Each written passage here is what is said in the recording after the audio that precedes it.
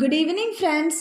New മാത്സിൻ്റെ പുതിയൊരു വീഡിയോയിലേക്ക് എല്ലാവർക്കും സ്വാഗതം. ഇന്ന് നമ്മൾ ചെയ്യാൻ പോകുന്നത് ഈ വർഷം നടന്ന സബ് ഡിസ്ട്രിക്ട് ലെവൽ ന്യൂ മാത്സിൻ്റെ ക്വസ്റ്റ്യൻ പേപ്പറാണ് നമ്മൾ ഇന്നോട്ട് സോൾവ് ചെയ്യാൻ പോകുന്നത്. ഇതൊരു 3-4 വീഡിയോ ആയിട്ട് ഞാൻ ഈ വർഷത്തെ ക്വസ്റ്റ്യൻ പേപ്പർ എല്ലാം ക്വസ്റ്റ്യൻസ് എല്ലാം സോൾവ് ചെയ്ത് ഇടുന്നതാണ്. ഇന്ന് നമ്മുടെ ഫസ്റ്റ് വീഡിയോ ആണ്. ഓക്കെ, അപ്പോൾ നിങ്ങൾ എന്ത് ചെയ്യുക, ഈ വീഡിയോ മറക്കാതെ എല്ലാവരും കാണുക. ക്വസ്റ്റ്യൻസ് ഒക്കെ കറക്റ്റായിട്ട് ചെയ്ത് പഠിച്ചിട്ട് വേണം ഈ വരാൻ പോകുന്ന ന്യൂ മാത്സിൻ്റെ എക്സാമിന് പോകാൻ. ഓക്കെ, അപ്പോൾ എന്താണ്, ക്വസ്റ്റ്യനിലേക്ക് കടക്കും മുമ്പ് നിങ്ങൾ വീഡിയോ ചാനൽ ഇതുവരെ സബ്സ്ക്രൈബ് ചെയ്തിട്ടില്ലെങ്കിൽ പ്ലീസ് അത് സബ്സ്ക്രൈബ് ചെയ്യുക ആൻഡ് നിങ്ങളുടെ ഫ്രണ്ട്സിനൊക്കെ ഷെയർ ചെയ്യുക. ഓക്കെ, ആൻഡ് വീഡിയോ കണ്ടിഷ്ടപ്പെട്ടെങ്കിൽ എന്ത് ചെയ്യുക, ലൈക്കും കൂടെ ചെയ്യുക. അപ്പോൾ നമ്മുടെ ഇന്നത്തെ ആദ്യത്തെ ചോദ്യത്തിലേക്ക് പോകാം. ചോദ്യം എന്താണ്, ഒരു ക്രിക്കറ്റ് കളിക്കാരൻ 10 കളികളിലായി ശരാശരി 36 റൺസ് എടുത്തിട്ടുണ്ട്. അടുത്ത കളിയിൽ എത്ര റൺസ് എടുത്താൽ ശരാശരി 40 ആകും? A batter has an average of 36 runs in 10 matches. How many runs should he score in the next match to make the average 40? എന്താണ്, ശരാശരിയുടെ ചോദ്യമാണല്ലേ. നമുക്കറിയാം ശരാശരിയുടെ ഒരു റിലേഷൻ നമുക്കറിയാമല്ലോ. എന്താണ്, ടോട്ടൽ നമ്പർ ഇൻറ്റു ആവറേജ് എന്ന് പറയുന്നത് നമ്മുടെ സമ്മല്ലേ. ഇതിൽ ആദ്യത്തെ നോക്കിക്കേ, ക്രിക്കറ്റ് കളിക്കാരൻ 10 കളികളിലായി ശരാശരി 36 റൺസ്. അപ്പം മൊത്തം കളികൾ എത്രയാണ് കൂട്ടുകാരെ? 10 ഇൻറ്റു ആവറേജ്, അതായത് ശരാശരി എത്ര എടുത്തു? 36. അപ്പം 10 ഇൻറ്റു 36 എത്രയാണ്? 360 ആണ്. അപ്പം മൊത്തം 360 റൺസാണ് 10 കളിയിലായിട്ട് ആ കളിക്കാരൻ എടുത്തത്. ഓക്കെ അല്ലേ? ഇനി അടുത്ത നോക്കിക്കേ, അടുത്ത കളിയിൽ എത്ര റൺസ് എടുത്താൽ ശരാശരി 40 ആകും? 10 കളി നമ്മുടെ കളിക്കാരൻ കളിച്ചു. ഇനി ഒരു കളിയും കൂടെ കളിക്കും. ആ കളിയിൽ എത്ര റൺസ് എടുത്താൽ അയാളുടെ ആവറേജ് റൺസ് എന്ന് പറയുന്നത്, അതായത് ശരാശരി റൺസ് 40 ആകും. ഇതേ സെയിം നമുക്കിവിടെ ഉപയോഗിച്ചൂടെ? ഇതേ സെയിം റിലേഷൻ. ഇപ്പോൾ 10 കളി എന്നുള്ളത് ഒന്നും കൂടെ കൂടിയപ്പോൾ എത്ര കളികളായി? 11 കളികളായി. ഇൻറ്റു എത്രയാണ് ആവറേജ്, അതായത് ശരാശരി വേണ്ടത്? 40 വേണം അല്ലേ. അപ്പോൾ 11 ഇൻറ്റു 40 എത്രയാണ് കൂട്ടുകാരെ? 11 ഇൻറ്റു 4 44. പിന്നെ ഒരു 0 കൂടെ ആയപ്പോൾ 440. ഓക്കെ അല്ലേ? അപ്പോൾ 11 കളിയിലും കൂടെ 440 റൺസാണ് ഇയാൾ എടുത്തത്. ഓക്കെ, എങ്കിൽ എന്താണ് ചോദ്യം? 11ാമത്തെ കളിയിൽ മാത്രം നമ്മുടെ ബാറ്റർ, അതായത് കളിക്കാരൻ എത്ര റൺസ് എടുത്തു എന്നാണ്. ഓക്കെ, അപ്പോൾ എന്താണ്, റൺസ് ഓൺ 11th ഗെയിം, 11ാമത്തെ കളിയിൽ മാത്രമായിട്ട് ഇയാൾ എത്ര റൺസ് എടുത്തു? ശരാശരി 40 ആക്കാൻ എത്രയായിരിക്കും കൂട്ടുകാരെ? നമ്മുടെ 440. മൊത്തം 11 കളികളുടെ റൺസിൽ നിന്ന് ആദ്യം കളിച്ച 10 കളികളുടെ റൺസ് കുറച്ചാൽ മതി. ഓക്കെ അല്ലേ? അപ്പോൾ 440 മൈനസ് 360 എന്ന് പറയുന്നത് എത്രയായിരിക്കും? 80 ആയിരിക്കും. ഓക്കെ അല്ലേ കൂട്ടുകാരെ? അപ്പോൾ നമ്മുടെ 11ാമത്തെ കളിയിൽ നമ്മുടെ ബാറ്റ്സ്മാൻ 80 റൺസ് എടുത്തിട്ടാണ് തൻ്റെ ആവറേജ് 40 ആക്കിയത്. ഓക്കെ ആണല്ലോ? അപ്പം നമുക്ക് അടുത്ത ചോദ്യത്തിലേക്ക് പോകാം. അപ്പം അതേ നമ്മുടെ രണ്ടാമത്തെ ചോദ്യം നോക്കിക്കേ. ചോദ്യം എന്താണ്? തുക എഴുതുക. Write the sum. നമ്മുടെ സീരീസ് എന്താണ്? 1/2 പ്ലസ് 1/4 പ്ലസ് 1/8 പ്ലസ് 1/16 പ്ലസ് 1/16. ഇത് നമുക്ക് ഈസി ആയിട്ട് ചെയ്ത് കാണുമ്പോൾ തന്നെ നമുക്ക് പെട്ടെന്ന് സോൾവ് ചെയ്യാൻ പറ്റും. നോക്കിക്കേ, 1/16 പ്ലസ് 1/16 എന്ന് പറയുന്നത് എന്താണ്? 2/16 ആണല്ലേ. ഈ 2/16 എന്ന് പറയുന്നത് എന്തിന് തുല്യമാണ്? 1/8 തുല്യമാണ്. ഓക്കെ അല്ലേ? ഇനി നിങ്ങൾ നോക്കിക്കേ, ഇവിടെ ഒരു 1/8 ഉണ്ട്, ഇതിൻ്റെ സം എന്ന് പറയുന്നത് 1/8. അപ്പം എന്ത് വരും? ഈ 1/8 ഈ 1/8 കൂടെ ചേരുമ്പോൾ എന്ത് വരും? 2/8 ആയില്ലേ. ഈ 2/8 എന്ന് പറയുന്നത് എന്തിനു തുല്യ? 1/4 തുല്യല്ലേ കൂട്ടുകാരെ? 1/4 തുല്യല്ലേ. ഇനി നോക്കിക്കേ, ഇവിടെ ഒരു 1/4 ഉണ്ട്, ഇവിടെ ഒരു 1/4 ഉണ്ട്. അതും കൂടെ കൂട്ടപ്പോൾ എന്താവും? 2/4 ആവില്ലേ. 2/4 എന്ന് പറയുന്നത് എന്തിന് തുല്യമാണ്? 1/2 തുല്യമാണ്. ഓക്കെ, ഇനി ഇതേ നോക്കിയ ലാസ്റ്റ് 1/2. ദേ ഇവിടെയും ഒരു 1/2. അത് തമ്മിൽ ചേരുമ്പോഴോ 1/2 + 1/2 എന്ന് പറയുന്ന 2/2 ആണ്.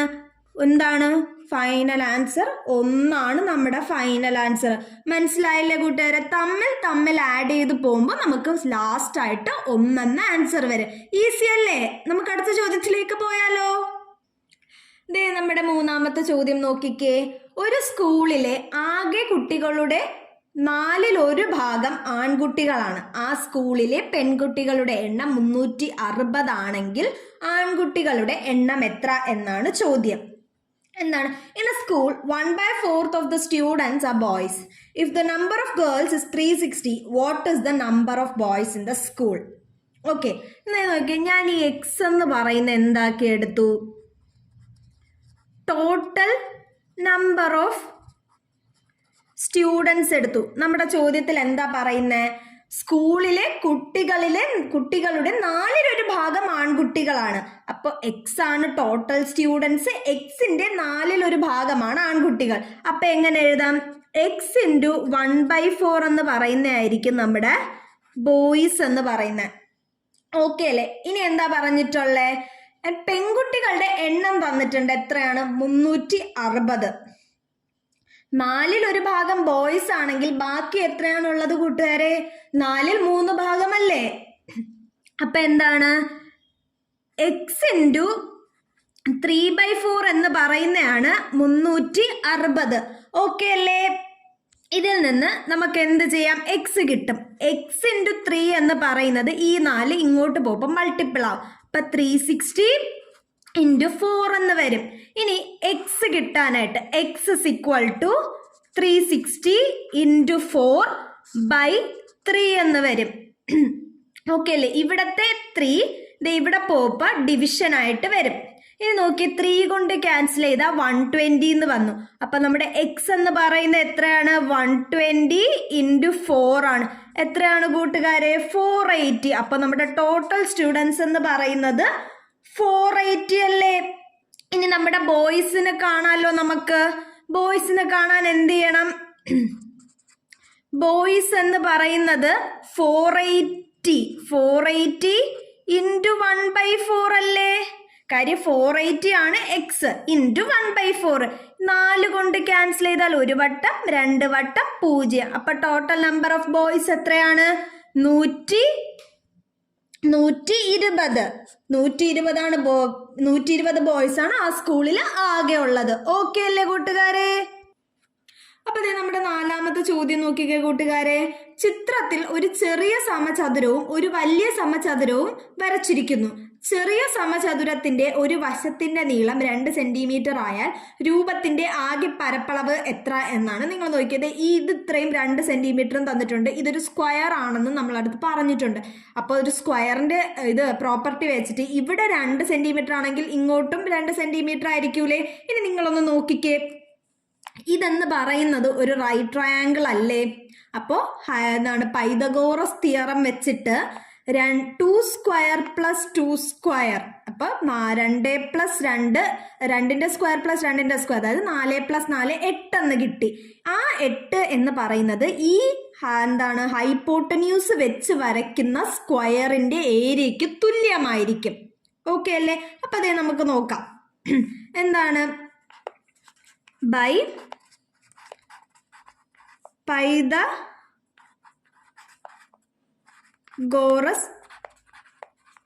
തിയറം എന്താണ്? 2 സ്ക്വയർ പ്ലസ് 2 സ്ക്വയർ എന്ന് പറയുന്നത് 4 + 4 8 ആണ്. ഓക്കെ അല്ലേ? ഈ 8 സെന്റിമീറ്റർ, ഇത് 8 എന്ന് പറയുന്നത് എന്താണ്? ഈ സൈഡ് വെച്ച് നമ്മൾ വരച്ചേക്കുന്ന സ്ക്വയറിന്റെ ഏരിയക്ക് തുല്യമാണ്. അതായത് ഏരിയ ഓഫ്